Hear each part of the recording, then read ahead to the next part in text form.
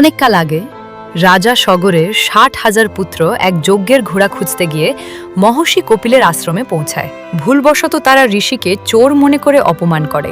ক্রুদ্ধ ঋষির তেজে তারা সবাই ভস্ম হয়ে যায়। তাদের আত্মা মুক্তি পায়নি। তখন বহু প্রজন্ম পরে জন্ম নেন রাজা ভগীরথ। তিনি প্রতিজ্ঞা করেন স্বর্গে অবস্থানরত গঙ্গাকে পৃথিবীতে এনে তার পূর্বপুরুষদের মুক্তি দেবেন। ভগীরথ ১০০০ বছর কঠোর তপস্যা করলেন। অবশেষে দেবী গঙ্গা প্রকাশ পেলেন। তিনি বললেন, আমি যদি স্বর্গ থেকে সরাসরি পৃথিবীতে নামি, আমার প্রবল স্রোত পৃথিবীকে ধ্বংস করবে। তখন ভগীরথ মহাদেবের কাছে প্রার্থনা করলেন। শিব সম্মত হলেন গঙ্গাকে ধারণ করতে।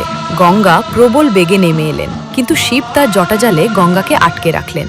অনেক প্রার্থনার পর তিনি জটার এক ফাঁক দিয়ে ধীরে ধীরে গঙ্গাকে পৃথিবীতে প্রবাহিত হতে দিলেন। এই কারণে শিবের আরেক নাম গঙ্গাধর, যিনি গঙ্গাকে ধারণ করেছেন। গঙ্গা ভগীরথের পথ অনুসরণ করে সেই স্থানে পৌঁছালেন যেখানে সগরের পুত্ররা ভস্ম হয়েছিলেন।